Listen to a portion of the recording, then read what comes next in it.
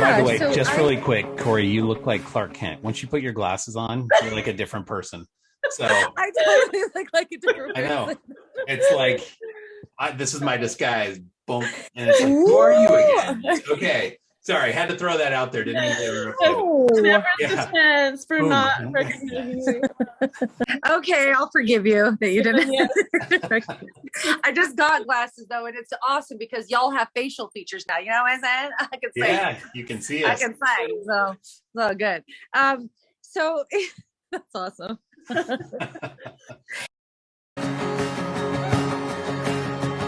I raise a hallelujah.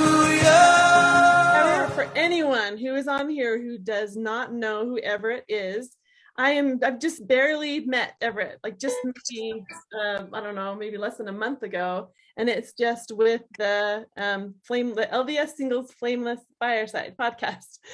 And I hadn't known very much about the podcast. I just recently learned that he's the one who was the founder of this amazing podcast. But since I have learned about it, and I was invited a few weeks ago to be interviewed. And so if you have not done that, they want you to tell your story, share your message, whatever you can do to join in. So first, Everett, I want to know, I'm just so interested in knowing from you why you started doing this. I mean, I love stories. I love to hear people's stories. So what made you decide to make this happen? You know, it's interesting. So when I first kind of got divorced and got back into the single scene, you know, you kind of get into this spot where you're thinking, all right, where do I go from here a little bit? And then you'd get online. I joined some of the Facebook groups, for example, and then some of the Marco Polo groups were going around at the time. There was one called Singles Mingles. I was a part of that, kind of got thrust in. And what I found was there was a lot of people who you get like these little snippets of who somebody was, right? Especially on the Facebook groups. And on the Facebook groups, people would kind of get in there and they would say something like, hey, I've had a hard time. Like we're going to discuss tonight, child support, right? I've had a hard time with child support. And then you would have other people jumping right on the bandwagon and like assuming this huge story about what they're talking about and saying like, well, if you have a hard time with child support, then like you must be a deadbeat dad. And you jump from like point A to point Z, and there's like all this stuff in between. And I'm like, there's a lot of stuff here that's not being discussed. Yeah. And these people that are like suddenly now creating these conflicts on Facebook, they might actually be a good match for each other, or they might even agree on like 99% of everything, but you would never know because instead of having a real conversation, you get like these little snippets and you take those little sound bites and people would like make assumptions. And then like kind of the idea formulated too, like, okay, you get on like Mutual, for example, or one of those dating apps, and you start scrolling through all of these profiles, and they all say the same thing, right? I love long walks on the beach. I love candlelight dinners. I'm really outgoing. And I'm like, you are so unique. You're just like everybody else. Yeah. Like it's almost the same cookie cutter kind of deal that was going on there. And I was like, you don't really get a chance to meet that person. Yeah. And so what if you had a situation that was almost like if you could set up a first date, right? And like, let's get together. And if you've got an issue that you're fighting with somebody online about, let's talk about that and bridge that gap in between where everybody's at. And let's sit and like meet that person and discuss an issue. And then people can really get to know them. They might be coming from like a position of like, maybe they are a jerk, right? Because there are jerks out there. But maybe they're just not fully expressing themselves properly, or maybe people are just making assumptions, or maybe they just need to kind of get some stuff out that makes a lot of sense, but they're not very articulate, right?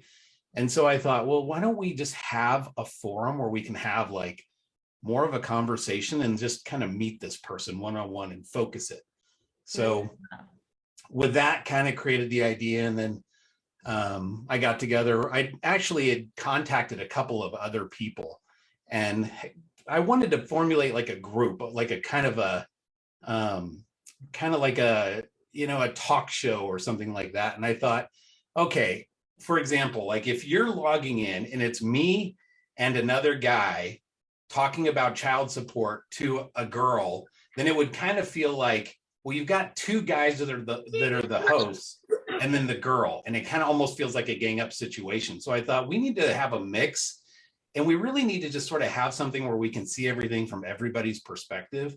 Yeah. And then just have it like a fun environment where we're all just kind of like having this little fireside and chat, and then we can kind of get to it. Anyways, so kind of long. That's the long explanation of everything. I love it. It's exactly what I was asking, what I'm wondering about. And that makes me think of the call that I'm wanting to do tonight and all the reasons why I wanted to do this with you. And I'll just say this. I'll say this first.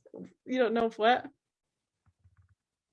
What did you say? Oh, sorry. You were freezing up there for a second. I'm not sure if it's me or if it's you, but that's okay. Okay. So I was just saying that, so here's the thing about Everett, you guys, if you don't know him well, this is what I do know and what I've heard from what I've heard from Celeste, and then a couple of the videos that I've heard also from you, Everett, is that, and what you just said too, is that you don't like contention. You don't like conflict is great. You can hear two different sides that are maybe opposing, but you don't tolerate the contention. And even for controversial type subjects, it's good to be able for people to be able to share their thoughts without offending others, or that's probably not possible all the time, but not to be contentious. And so I have had this topic on my mind for about a month, maybe over a month. And it's because of different people who have posted their situations with child support and child custody. And it has been, it's a sad situation for me. We're going to get into this later because we still need to get to know you a little more also. But this is the reason why I picked you, Everett, why I wanted you to have this conversation. I have thought of others as well, and I have invited them to come on this call and join us if they have things to share as well. But that's the reason why I want to have this conversation with someone like you who is going to be real and honest and vulnerable about it as much as you feel comfortable, but that it's not going to be bashing your ex, your former spouse. That's not the purpose of it. But I would like to enlighten spouses, people who might be doing that to their children, their child's other parent.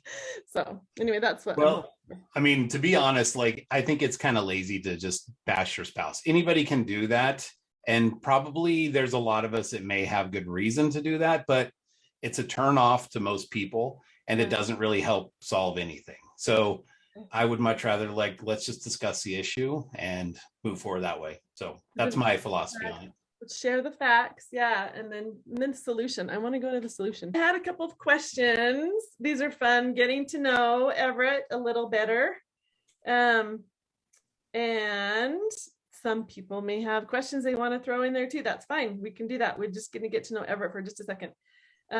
So tell us first, how many kids do you have? I have 2 kids. I have 2 girls. They're 9 and 11. Right. And they are awesome, but they have me wrapped around their finger. So it's yeah. And do they live near you? And you're living in Oregon, right? So I live in the Portland area, and Portland's right on the border of Oregon and Washington. I just live on the Washington side, but I mean, I'm a suburb of Portland. So yeah. Okay. And they're here in the Portland area too. So yeah. Very good. Okay.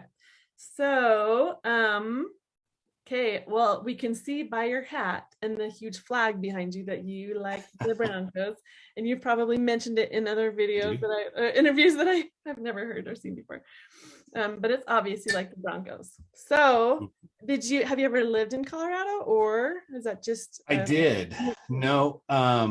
So my father growing up was a nuclear chemist, and there was a time when we lived in Denver when I was, like up to about 4th grade, middle of 4th grade. And that's when like for me, I'm originally from Texas, and anybody that's been in Texas, football is life in Texas. And so I loved football, and we moved to Colorado, and people in Denver are hardcore with their team. So it just kind of became this thing, and it just stuck. And then when we moved from Denver to Washington, I mean, they had the Seahawks here, and now they've got fans, but they didn't really have a lot of fans then. It just wasn't that big of a deal. So Denver just always stuck. So yeah, Denver, that's awesome. That's good to know. Okay, so here's a question for you. I like this. Everyone has a different answer for this. I like this one. If you were to make a movie about your life, who would you cast as yourself? Gosh, I don't know. I think I'd probably want to have, I think the first reaction when I saw your question on that is people always think like, well, would I want to have like an action star or something? I think I'd probably want to have somebody that could act with a range, because that's real life, right? Like you have action times where you're like, oh, we had this great camping trip and did these fun things. But then you have like these lows where you're like, my life is in shambles right now and it's like rubble. So I don't know, maybe like I think Robin Williams was like always great. Hugh Jackman would be a good one. Hugh Jackman's fantastic because he's got good range. So David says Eddie Murphy. Eddie Murphy. Yeah, I don't know. I don't know how humor. Eddie Murphy would be interesting. So yes, maybe more like Dave Chappelle, but yeah. Very good. So humor is what you use for coping. It sounds like, maybe, I don't know. I'm just guessing. I've seen a lot of your videos, but not all of them. you like humor. Okay, so let's see. What's another good one? If you could play a professional sport with any team, what sport would you play? So I really wanted to play football growing up. And that was kind of always the plan, to go play college football. And I was on my way, and then I just blew out my knee, and that was that put a huge stomp on that. And then that just didn't happen. But football for sure. Football. Okay. Yeah. And then, so then what team would you play with? The Broncos, I can assume. Yeah. Yep. And what was the other question? And okay, which position? What was your position that you liked to play with most on your football playing? So I would probably play like a wideout position, but in high school I played free safety and running back, and oddly enough, kicker. So I kind of just did everything. So yeah. Very good. So Everett, what do you do for a living? Who do you work for? Did you tell me that? I don't know if I should. So I am in pharmaceutical sales for work. That's kind of my position. Drug dealer, is that what it is? I'm a professional drug dealer, yes. Very good. So yes, I always put on there that I sell drugs when people ask what I do. Okay, so, awesome. Yeah. Noted. Okay, so let me think. What else do we want to ask before we can just dive in? Because actually, let's just do it, because I know there are people who are anxious to hear more about this topic, or hear this topic. But if anyone has any other questions, we are going to open up after we have a little bit of a discussion.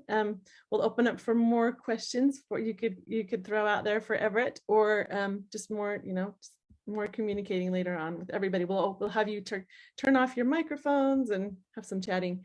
So let's just do it. Dive right in, Everett. And so without having, not knowing how to, or what questions to ask, or how to lead the conversation, do you just want to tell us about your situation as much as you want to share with us and what you're doing? I think the question that I posed on Facebook was, what are you doing to maybe handle your situation? How are you making more of a showing in your daughter's lives than you feel like you're able to, something like that? How do you build that bond with your daughters when you have this situation? So I see my kids every week, unless it's like a summer vacation or something and they're gone for 2 weeks with their mom or something like that. But I I am a firm believer in seeing my kids as much as I possibly can. Yeah. I wish I could live next door to them, honestly. And they tell me that all the time. Like, I wish you lived next door so I could see you every day and then go see mom every day. And then they could kind of go back and forth. But I think it's just kind of better to keep a little distance where we're at the moment. But yeah, I'm a firm believer in just being there for my kids as much as I possibly can. And I want to see them more. And if they've got activities, I want to be there for those. And I want to be in their life as much as I can. I think that's hugely important. Yes, that's so good. There are situations, I don't know if you're aware of any situations where the dads or the moms want to have more relationship, more connection with their children, and for whatever reasons they're not able to, they don't feel appreciated in their role as mom or dad. And that's the part that I think is so heartbreaking. And do you know anyone like that, or any situations that you would give advice to someone in those situations? How much can we, how can we be more appreciated, or how can we make a difference in our children's lives when we're in those kinds of situations? Well, that's kind of a tough one, because there's a fairly broad range of like situations that might prevent somebody. Yeah. I will just say that I know that there are guys who really just, for whatever reason, kind of just think like, well, whatever, I'm just going to move and do my own thing. And at some point I'll see my kids like during a holiday vacation, or maybe they just don't want to see their kids. I've just never quite understood that. Yeah. But everybody's got their own thing. And yeah, so that's kind of a broad. Yeah, it's hard to say because everybody's situation is so different. So this is so true. So there was a time when, I can just give my personal experience, was and I don't know if this is helpful or similar to anyone that would go through it, but my former spouse is very similar to how you feel, in that he wanted to have as much contact with our daughter as he possibly could, of course. And he wanted to make it so that, in fact, he was saying, I think she'd like to live with me more. And I can totally understand, because when she's with him, it's on the weekends when they get to play and they're not doing the homework all week and whatever, situation. But it was a situation where I just said, well, let's talk about this. What would it be like? What would her life be like if she was living with you?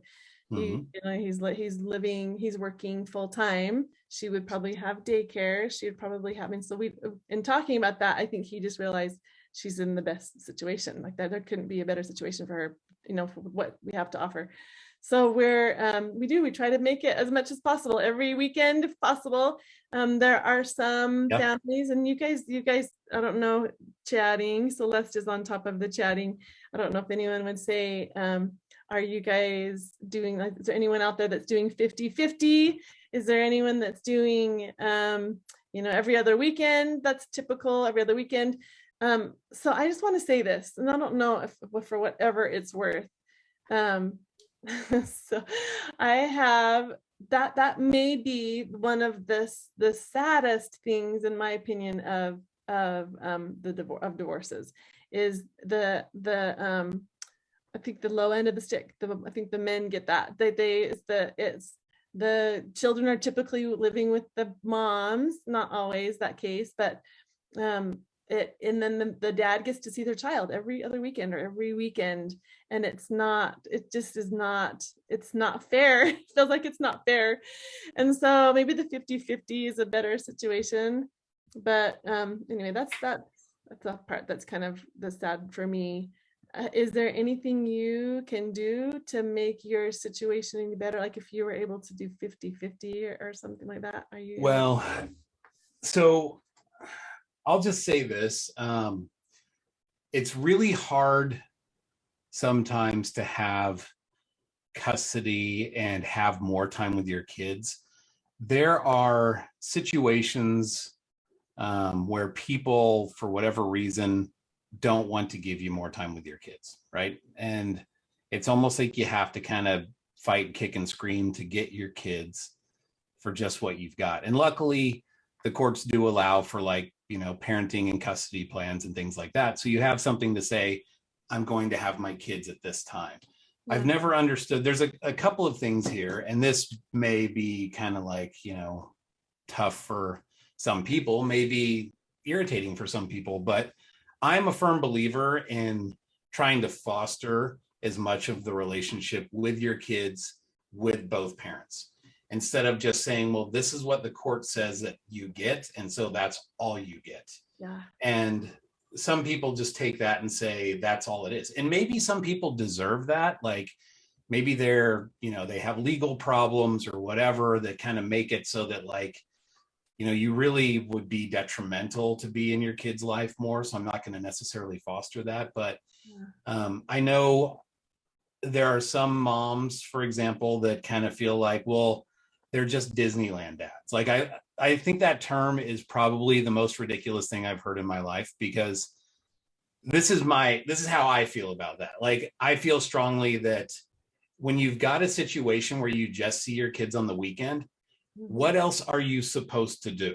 Right? Like, they throw that term out, like, well, you're just a Disneyland dad. Yeah. Right. Because when my kids come and see me for the weekend, all I want to do is make them do chores. That makes no sense. Like, when I see them, I'm happy. Let's have fun, because we just have a little bit of time. Yeah. And that's kind of like, okay. Now, are there guys that maybe have 50-50 time and they don't, like, help them do their homework or, like, stick to any sort of routine or kind of, like, foster anything? I'm sure that happens, but I don't know. I think that term gets thrown around a lot, and it's detrimental. So that's my opinion. I agree with that. And if we're going to make note of that or do comparison, I would say that we still, the ones that is the so the custodial parent, the one that has them the most is going to have to find once in a while doing fun things, and the one who has the visitations, they're like you said, they're going to be seeing them on the weekends and doing that. But if you were to compare, you have the same amount of fun. You have 4 times a month that you have fun together. So yeah, I agree. I think that's a really good point. Is there anything, Celeste, in the comments or any questions anyone's asking that we can bring up for Everett? I've just been sending them to you privately. Oh, and I haven't seen any of them, so that's good. So let me look at my private messages. I haven't seen. Are you sending them to me in my text message? Oh, okay. Oh, I see a couple. I see a couple. Okay. Thank you for doing that. Okay, so Celeste says, dads help fill that need for daughters of, am I loved? Am I beautiful? Am I important to you? These needs met really help with self-esteem and stability in later years for these beautiful young ladies. I love that. I'll comment on that for a second too. When my kids were little, both my little girls, and not by little, I mean like 1 year old or something like that. I remember reading this article, and the article stated, like, what do little girls need? And it talked about, like, girls who, when they're older, get on drugs and have problems with, like, relationships with men and get pregnant out of wedlock and all of these things that kind of lead to, like, hardships. And they said a lot of that is boiled down to, like, just being loved by their dads when they're younger. And the article kind of went on and said, like, the girls need to be, like, held by their dad and loved and all these sort of things. And I took that article, and it's like Heavenly Father saying, this is what I need you to do for these little girls. Okay. And I said, absolutely, 110%, I'm all in, let's do it. And so I think now they're old enough to the point where they just get annoyed by it. Like, I know you love me. You've told me 8 times today. Stop saying it. Like, I don't care. That's my job as your dad, and I'm never going to stop. So good. And this is actually, when they push back, that's when they need it the most. That's what I'm learning. That the more they push back, it's because they need it the most. So yeah, you just keep saying it. That's awesome. Okay, and then Michael had a comment from Celeste is messaging this. She said what did she say? It would be a struggle to have great financial responsibility for your children with no input as to how they are raised. So I bet there are fathers that are paying a lot of child support and getting very little time with their kids. Is that what Michael's saying? I think that's what Michael's saying. It makes sense. You're paying all this stuff to take care of the children, but you don't have input on how to raise them. Is that what you're saying, Michael? Anyway, we can bring it up later if you want, but that sounds about right. Oh, he said close. Okay, so clarify for us. Michael, you can throw a question in there. Maybe we can have Michael come on in a little later or something. He can kind of clarify a little more. So that sounds good. It's a tough thing to try and balance that, especially when you're coming from a relationship that didn't work, because there may be, I mean, I would say there's probably often hard feelings between the mom and the dad, and you still have these kids that are responsible, that are innocent in the whole thing, that you're responsible for, and they're innocent in the whole thing, and they need to be loved by both parents. They need to know that, and they need to like have that time with both. And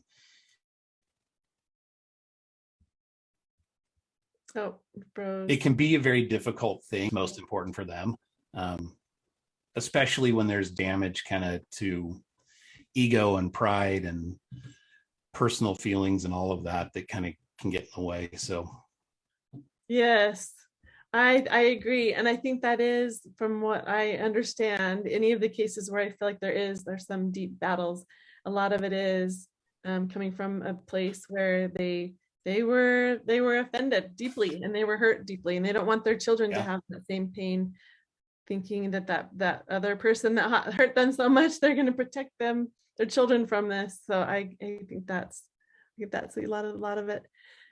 So are you ready to open up to questions, Everett, or is there more you want to say? I'm fine with whatever. I'm okay to open it up for questions. Yeah. So let me ask you this, you guys. If you will raise your hand, you can take off your so do your stop video if you'd like to be seen. We want to see your beautiful faces. And if you will just raise your virtual hand down on the bottom in the reactions, click on reactions, raise hand, and then one at a time, if anyone has any comments or stories you want to share or questions for Everett. I think it would be great to have a conversation with people who are experiencing this, and maybe we can just have an open discussion where we don't bash our spouse. We will validate you guys. I know I talked about that in my interview, is that I sometimes shy away from validating too much because it keeps us stuck.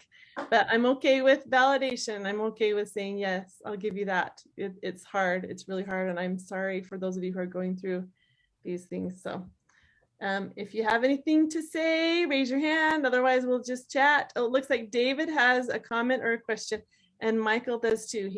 Michael brought up something earlier, but we'll let David go first and then Michael. Okay, thanks. So Everett knows a lot of my story, but I have 100% custody. Her mom has no influence in her life at all, which is sad. But my question is what advice would you give to somebody who has no experience co-parenting, going into, let's say, a relationship where kids are involved? So I think my biggest advice would be to set your own feelings aside and just focus on what is best for the child, whatever that might look like. I know your situation is extremely tough, David. By the way, love you, man. Good to see you. I think that it's really all about the kids. That's my personal opinion. You're doing this not just because you have to or because you're trying to make that other person happy. You might even just hate the fact that you have to do it. But if it's going to be for the betterment of the kids, ultimately, that's what's most important. That's my opinion on it. So I love it. Thank you. Yeah. Michael, you can clarify your question that I was close on getting. Okay, so I'm driving again, so I hope it's not too noisy. Can you hear me? Yep, you're good. Okay, great. thanks for doing the subject. Yeah, I'm glad that I was able to kind of get in here. So I'll just kind of share this. I had just saying I had an opportunity in the last year to move. Like I've lived kind of close to my children, usually like within a half an hour of them for ever since I've been divorced, which has been almost a decade. And I haven't always been the steadiest, like in my spending the time with them. Just no excuse for whatever reason. Okay, I'm not going to justify it, but I've had to take most of those time and years to so I could be like a good dad. And I was talking to my daughter, like just the last 2 months, I had this opportunity that I would have moved far away from them and never would have gotten to see them. But while it was a really good opportunity, it got closed. And the reason, I know Heavenly Father was like, no, you need to be with your kids. I'll take care of the things that need to be taken care of, and you focus on the most important thing. So I did. It was hard, but I have. And even just I can see that change in the relationship with my daughter, who just turned 13. And she, like, we just,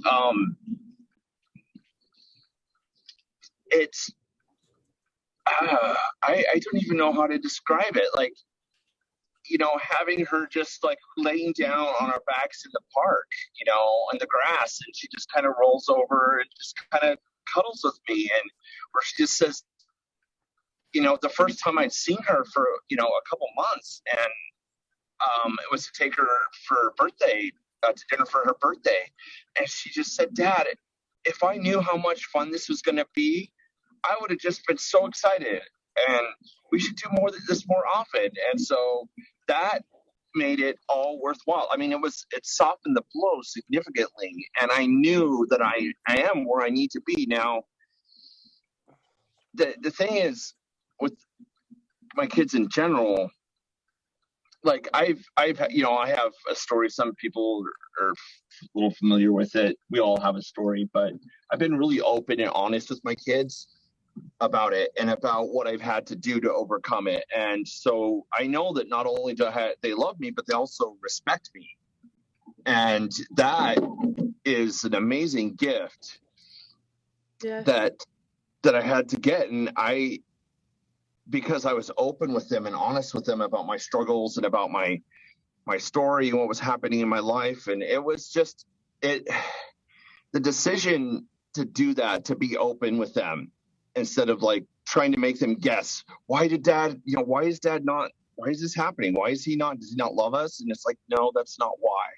That's because of this. And it's difficult sometimes to explain some of those things, but it was really worth it. And, well, that's good. It gives hope to people who are in the middle of it and saying there might be a day when it will all be worth it. It'll all, maybe not worth it. Well, at the same time, try to find a way to, and consult with Heavenly Father, heavily on this, of being in that moment, finding the joy in the moment with your children. And I really appreciate what you just said, Everett, about, your daughters and needing that love and that support and strength from their father, because I've seen that. And anyway. Are you Timothy? What's that? Lord. We have someone who needs to mute. Okay. You're good now. Yeah, I'll I can talk forever, so I'll just I'll let it go with that. But thank you so much. Thank you, Michael. That's great. I appreciate you giving your 2 cents too. That's awesome.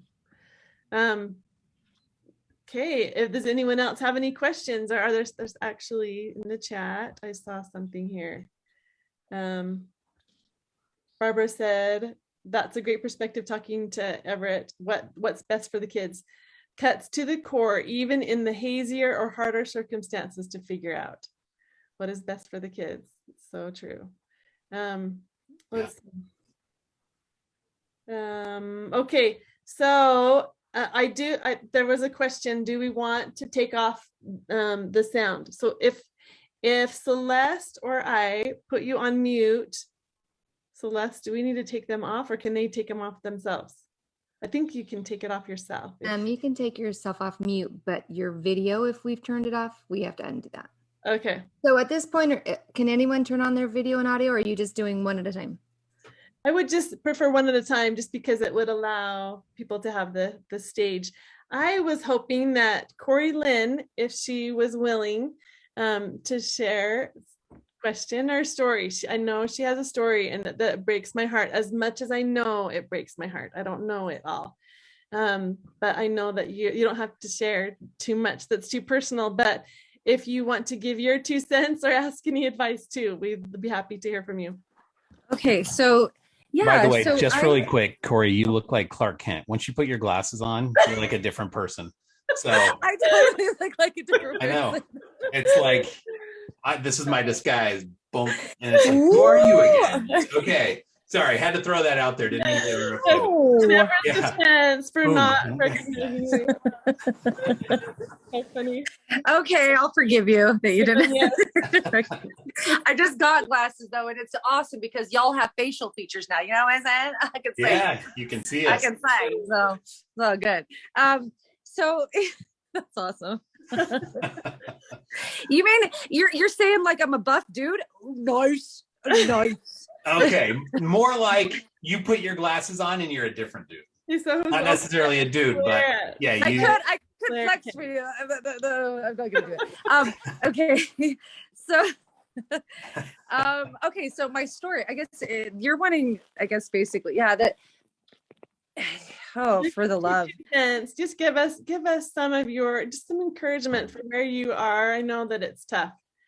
Are you feeling any? Yeah, So this is the thing. I guess where it started is that I didn't have a lawyer, and so everything was one-sided. I didn't realize this until later, until I had a friend who was a lawyer look over it, and he goes, you got raked over the coals, and you just gave him everything. And I was like, well, I put it out, and I didn't know what I was signing, and I didn't know.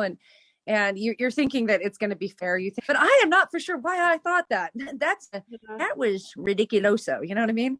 Why I thought that was going to be fair, because I was married for 20 years and there was nothing fair about what I had went through. There was nothing good what I went through.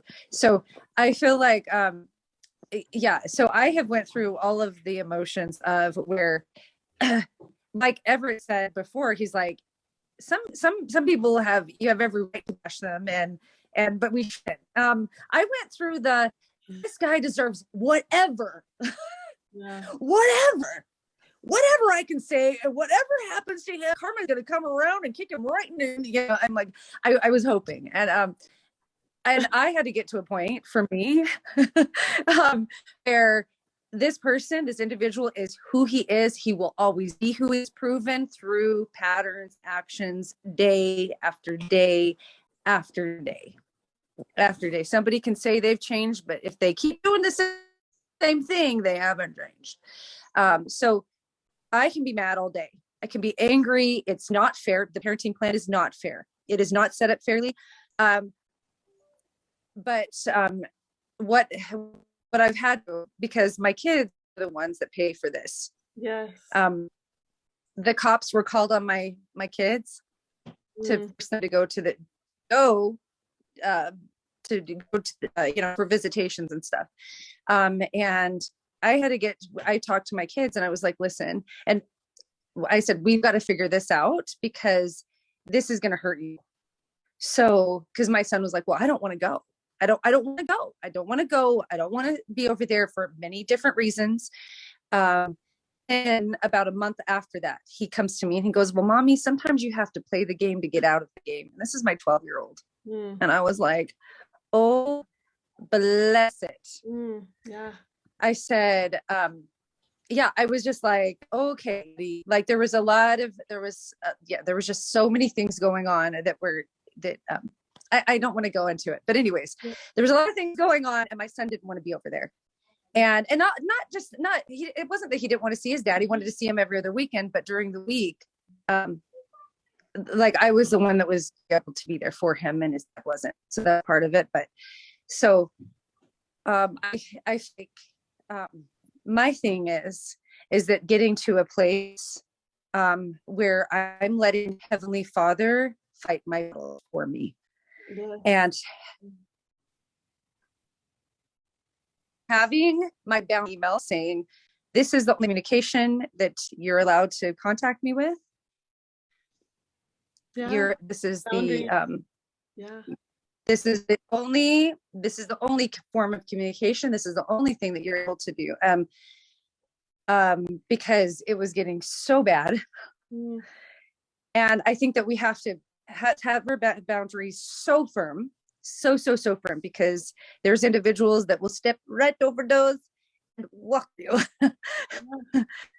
Boundaries are And huge. That does make you sense. just, yeah. And then we let God, and I believe this with my whole soul. Anybody can fool anyone. Anybody can fool I and pretend they be somebody else, but they can never fool God. And that's where I'm at.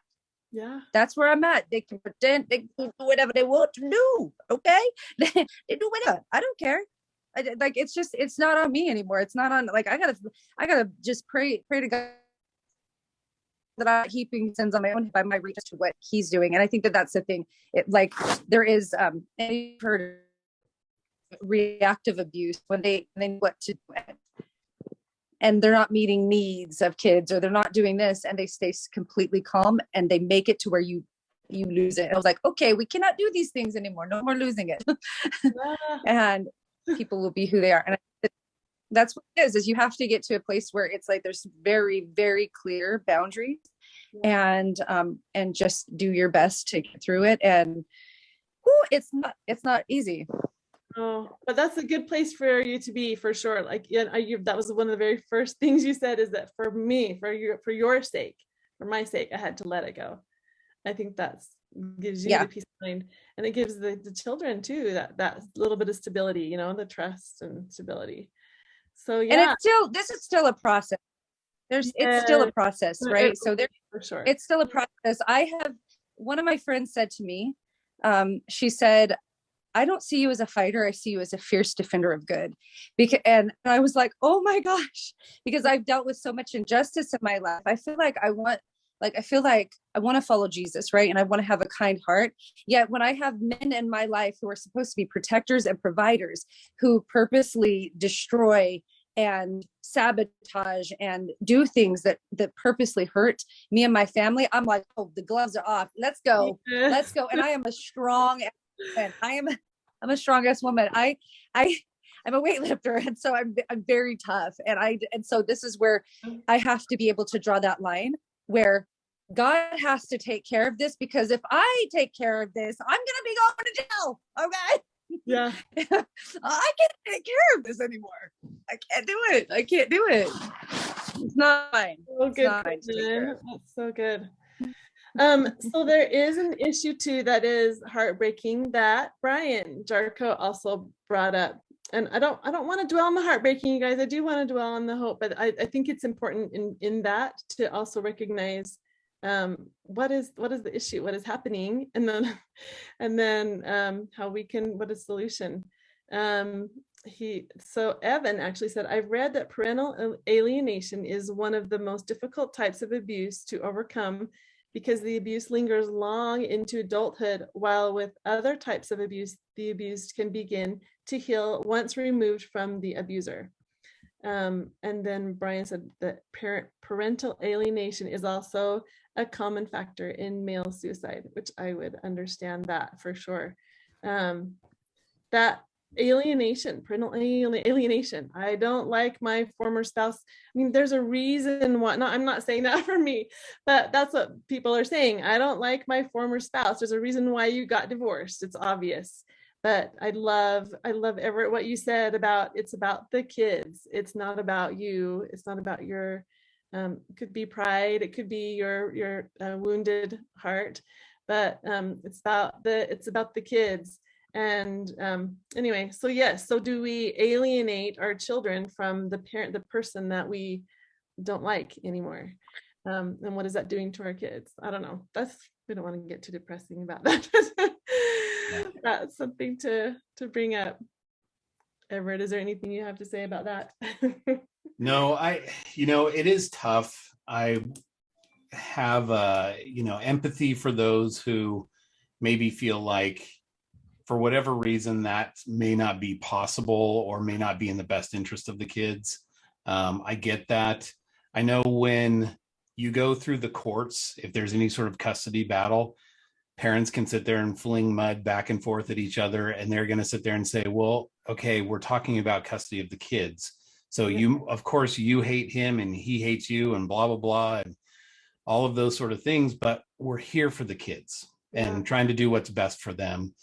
And I would say, too, that when you bash on the other parent in front of the kids, they don't internalize that as, okay, daddy's a bad person or mommy's a bad person. They internalize that as them. Because whether you like it or not, those kids kind of view mom and dad as an extension of themselves. And when you tear down the other person in front of them, all they hear is you're tearing down a part of them. And it really does no good. So try and just think about what's best for them, even when you have to just bite your tongue and say, okay, well, yeah, daddy or mommy is, that's okay. They're good. Yes. You might not feel that way. It might be extremely tough, but ultimately for my kids, I love them with all of my heart and I would want nothing but the best for them. Yeah. And so if that means me putting my own feelings about my ex aside for a little bit, I can do that. Yeah. Right. Like I don't have to get along with her kind of away from the kids, but when my kids are around, we're not going to talk bad about mom. That's just how it's going to be. So yes, so good. So there is another point to make on this, and that is even though it's difficult, I mean, we're in a place where we sometimes feel like we have to tolerate. But I watched the conference from the Church of Jesus Christ of Latter-day Saints. I watched it this weekend, and it is so inspiring always about love and how would Christ handle things. And I wrote a post. I'm not going to read the whole thing, but it was when I was in the middle of a very difficult time, and it was a few years ago that I wrote this, and I think it's encouraging. It has some encouraging words on it. I'll just read a little bit of it. But I said, I don't understand a lot of things, but I trust God. I don't like that God respects agency of people who hurt others. And he expects the same from us. And in addition to that, he expects us to forgive those that hurt us. But he respects my agency as much as anyone's. And I am grateful for that. I understand why we have to suffer. It's the only way for us to grow. I understand why we have to die. It's part of God's plan. I understand all the stuff that is happening right now, the calamities, the natural disasters, the divorces, the plagues, the deaths, the heartaches, the trials. I see that it has the potential to do to us. It depends on us and what direction we choose to take. It will bring us closer to God and exalt us, or it will tear us away from him and destroy us. And lately, whenever I ask God what I need to do to be prepared for these trials, I think of this scripture in Proverbs chapter 4, verse 7. Wisdom is the principal thing. Therefore, get wisdom, and with all thy getting, get understanding. And that was my answer to, we do need more food and we need more water and we need to be prepared, but getting understanding. And that was like a part of my life when I was just saying, I don't know, these fears that I have of when my daughter's not with me, and not knowing if she's safe all the time. And it's just because of my own, I'm sure it's just because of my own experiences and my own thoughts or whatever. Well, Sheri, I will say that as a guy, your kids probably are not as safe as you might think, because we as guys do kind of reckless, crazy things. So, we might. It's true. Yeah, if you watch any of the kind of fail videos and stuff, it's like the dads putting their kids on the sled, like, oh no, you can do that jump. It's okay. Like, As guys, we kind of think a little bit differently that way, but I jest a little bit. Your kids are probably fine, but Yes, they we are are. guys. We are kind of geared a little differently that way. So True. Well, and in more ways than just, having fun too, is just even emotionally, I don't know. I was just in that place where I loved what Corylyn said about you have to let go and let God. And a friend of mine at the time told me that she said, never underestimate the power of the Holy Spirit, the Holy Ghost, and how you can discern truth. You will know the truth, and your child also can discern truth. So that's been a strength for me too, is that my daughter has the Holy Ghost too, to help her keep her safe as well. And she knows what is right, and she knows anyway. So Ray, I think it would be pretty apparent fairly quickly when you do an exchange with your child and they come back. How are they? Are they happy? Did they have a good time? Are they like, that was great, and they're happy to go there and happy to come back, and things just seem to be in a good spot for them? I think that's a good sign. Yeah. So, well, and it's true. And so when that's not happening, that's when I'm like, so what is going on, really? Yeah. Anyway, so Ray had his hand raised and then he took it down. So did you change your mind, Ray? Did I talk too long? I changed your mind about asking. If you still have a question, feel free to speak up. Can you hear me? Yeah. Well, my thought was that it's a big struggle, and I know everybody has their own free agency, right? But at the same time that parents are getting alienated, in my case anyway, where she's left the church, she's gone off on an alternate lifestyle, that she's also taken the kids down that path. And so at the same time, she's alienating them from Heavenly Father. Yeah. And so all I can do is pray and trust that he's going to do his work, that they'll come back someday. Yes. Thank you for saying that. I also thought to tell you, and Everett, you may have something to speak to of this as well, is that we don't always have control of how of the experiences that our children have when they're not with us. But we can equip them with the ability to have this emotional resilience and to have the spirit of discernment and to have, all that too. So I think that's been powerful for me as well, is helping them to do their own stuff, not worry so much. But no, you probably don't worry so much, Everett, because men don't worry, I know, as much. Well, smart with this, but it is a topic of concern. And luckily my ex she's in the church and she's active, and she does a really, really good job of trying to, foster their relationship with Christ and try and teach them the gospel. So I am blessed in that regard. There is a book that I read a while ago. It's by an author named Carlfred Broderick. And I always forget the name because it's like a mile long. I just had to look it up. It's called One Flesh, One Heart, Putting Celestial Love into a Temple Marriage. And he talks about different instances. He was a family therapist by profession, but he was also a stake president and all these other callings. And he had all of these different cases that he would share in his book about couples who, for example, in one case, the mom was really solid in the church, married a guy who got converted and essentially left the church and was bringing the kids with him. I don't want to spoil it for anybody. It's a really powerful story, but basically she continued to nurture the family and do what's right for the kids and just sort of stood her ground. Like, I cannot change what the other person's going to do as far as whether they want to lead them down a crazy path or something, but I need to foster the relationship with that parent. And then I need to hold my ground, and then they will see where the true light is. Yeah. And it may be a while where the kids, especially as teenagers, they kind of stray and go and do their own thing. But they do eventually come back, and they kind of can feel there's that, like you talked about, the intuitive spirit inside of us that just kind of feels like, this is where I want to be. This is home.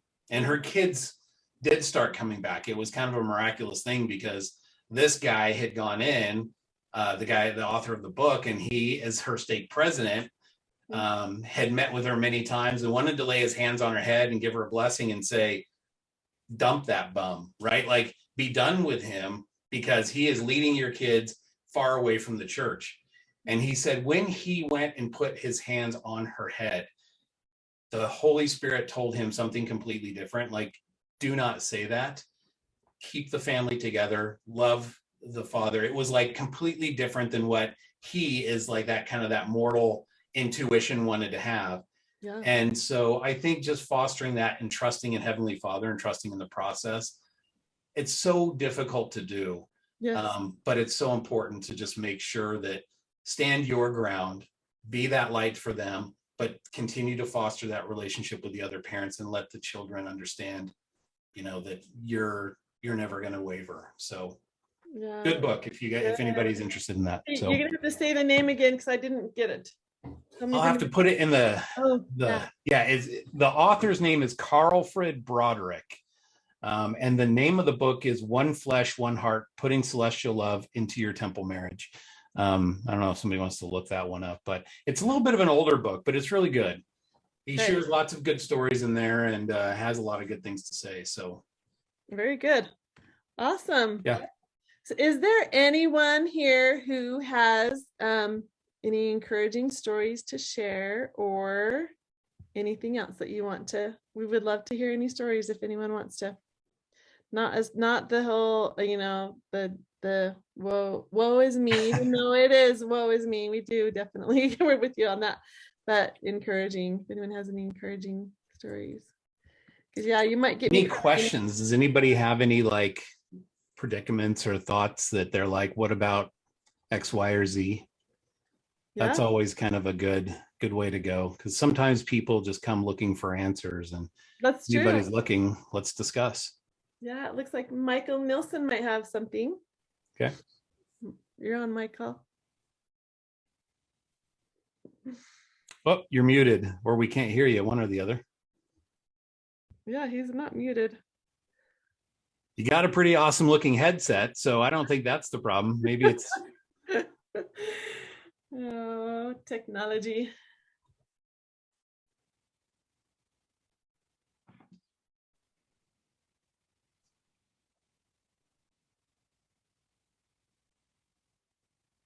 So Ryan has been having problems with his vacuum. I would just say that it's time to buy a new one, Ryan.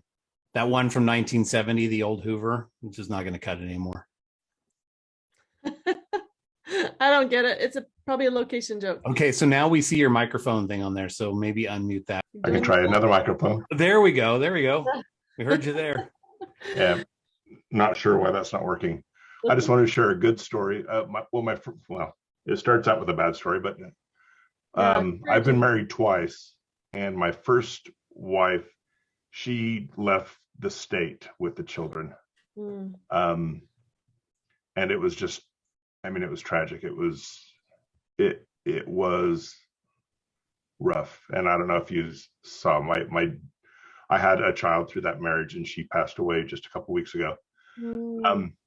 But it prepared me for my last marriage. I was married for 24 years, and it wasn't until 19 years in that we had a child.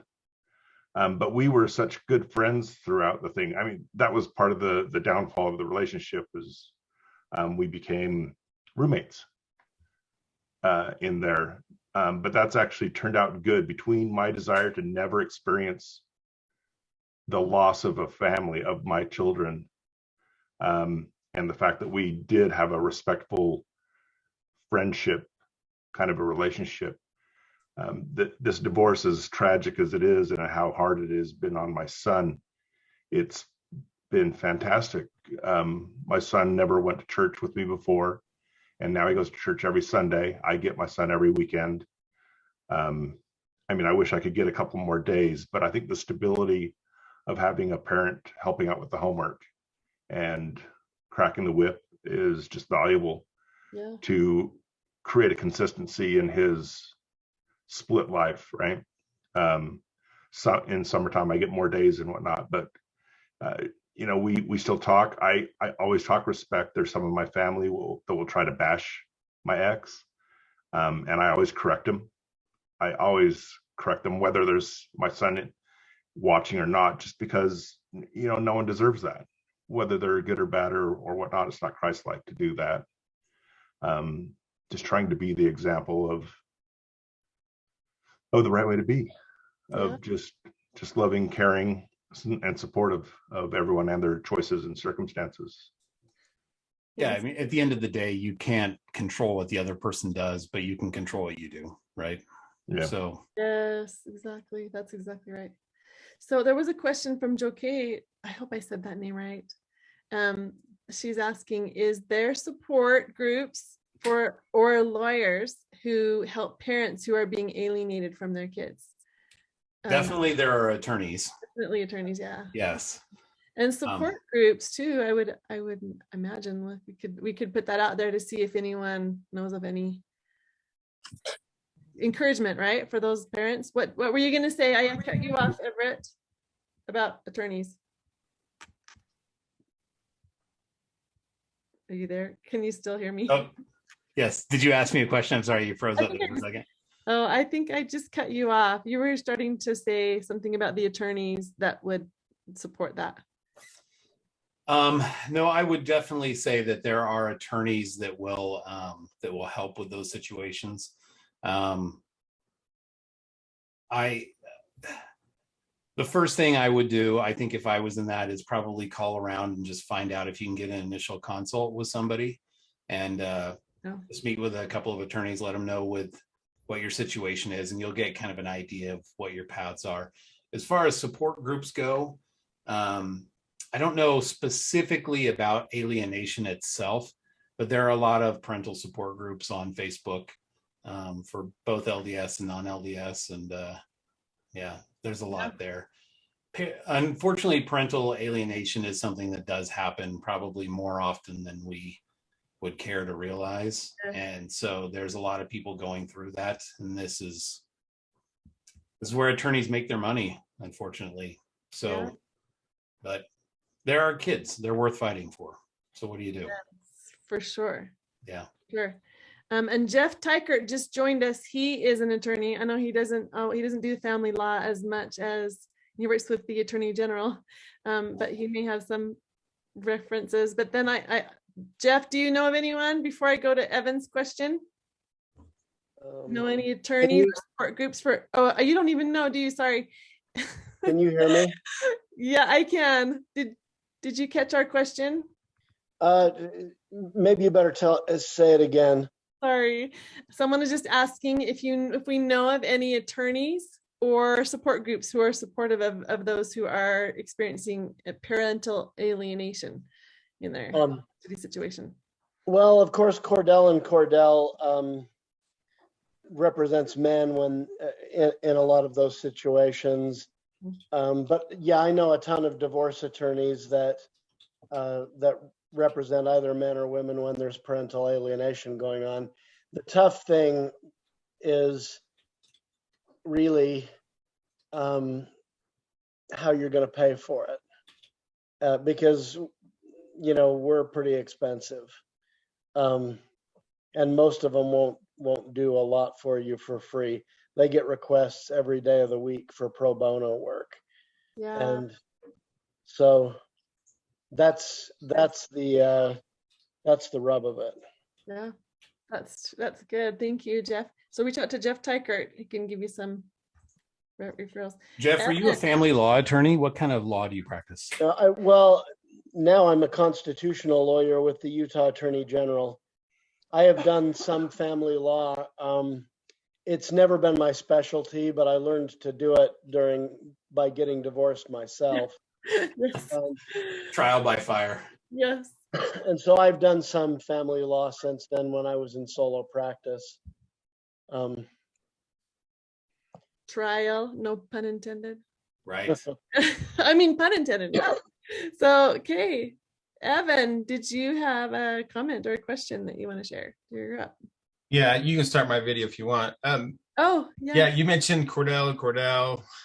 Yeah, when it comes to alienation and taking the legal route, and I would just tell you from experience that you're essentially put in a position of trying to bring enforcement, contempt charges or whatever they may be, and that is just going to breed more contention. I know it, and it really just puts the kids right back in the middle of everything. And I don't know. So I have 6 kids, and there's definitely been alienation. And my 3 oldest are daughters, and then 3 boys. And so the girls, respond differently than the boys. But just, I would say, kind of some of the more positive aspects of it have just been, early on making a decision of just trying to always take the high road. And but what is very heart-wrenching for anybody is that when you show up for visitation and you get skunked, right? You get turned away at the door, or there's competing activities, intentionally designed to, kind of bait them away to where they don't want to come and go. And those are the things that really pull at the heartstrings that make you, frustrated in the moment and want to go out and, seek enforcement for visitation or whatever. But and just trying to take the high road on things. Yeah. And there's been many times where you kind of walk away with your head hung and tears in your eyes, and your plans for the week or weekend or for the summer break just kind of get flushed down the toilet. But the point being is that the kid, you have to recognize where they are at, being in a very difficult situation. Sorry, there we go. And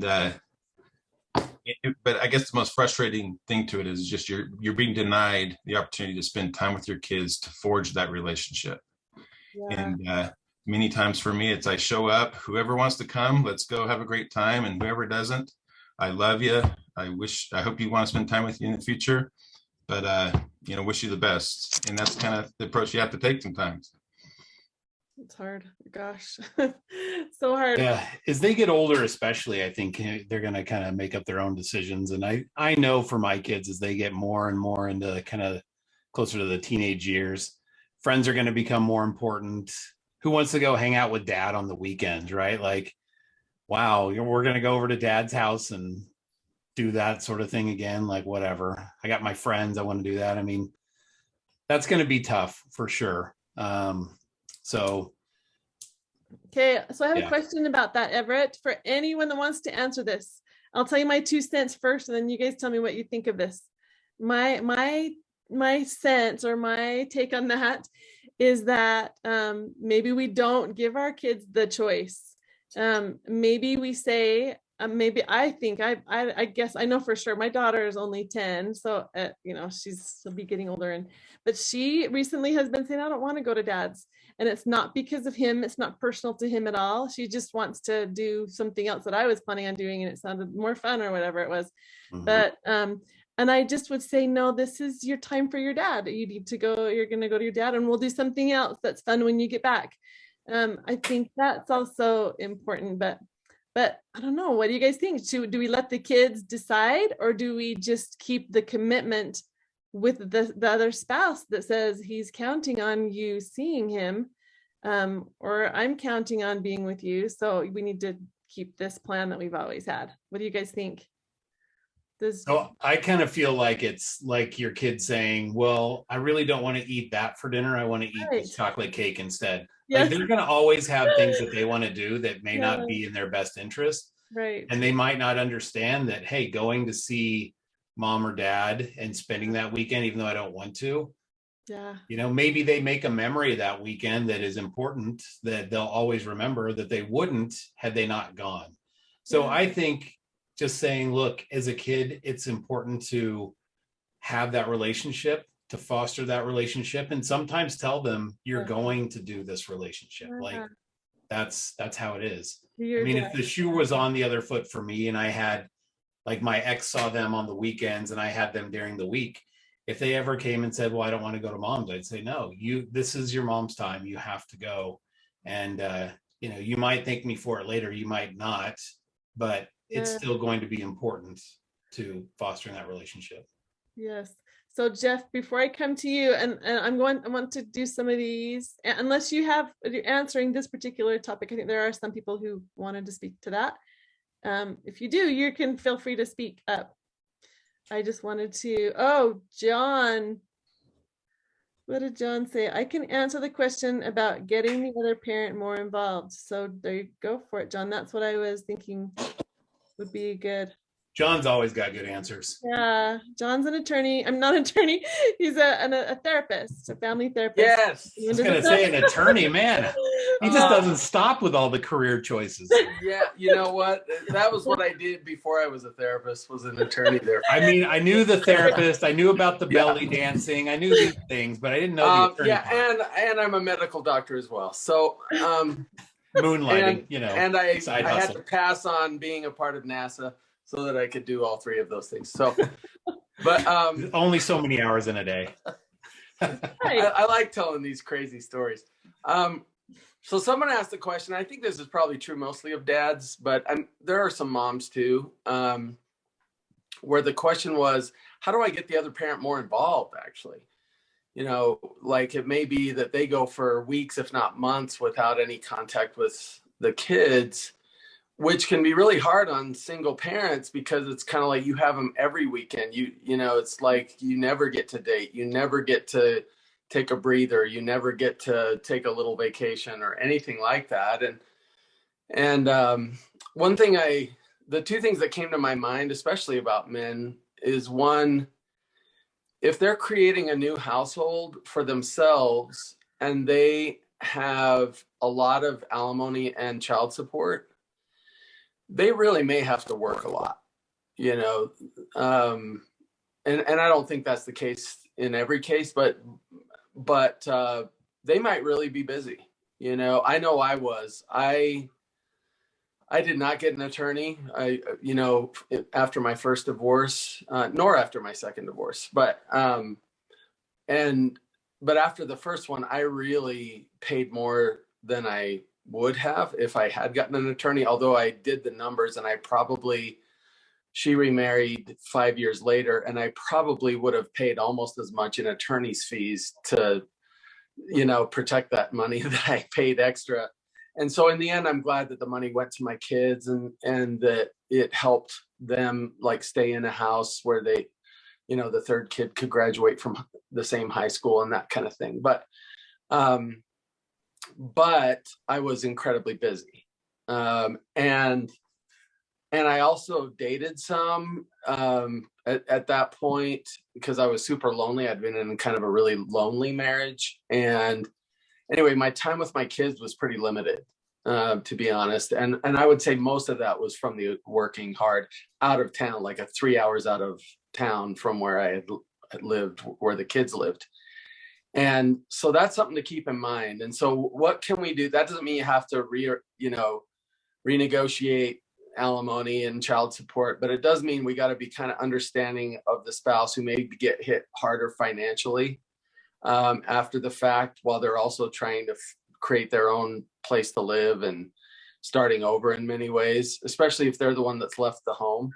It might also be, the other thing I thought of is there's actually research to show that when men feel alienated from the mother of their children, they will often distance from their children as well. Mm-hmm.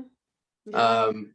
And I don't know if that's because the children remind them of the mother, or that coming around the house creates drama, or they feel like they're harshly judged by her and maybe her friends or her family, and so it's kind of like they hide.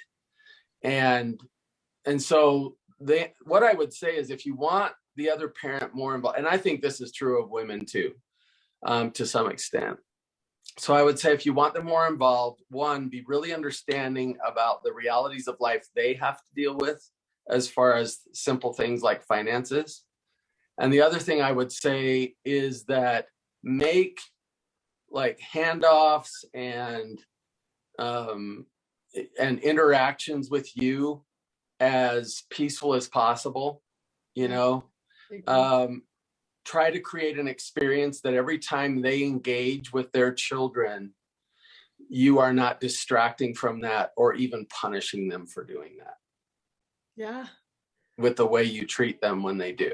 So those are just two things to keep in mind. Those are good, John. So for those of you who don't know, John and Everett and Celeste are the hosts for the LDS Flameless Fireside podcast. The reason why I'm interviewing Everett, I interviewed Celeste last week, and next week I'm interviewing John. So next week, and we're going to talk about another subject that I love, and that is our children, more about the experiences that our children are going through and how we can best support them.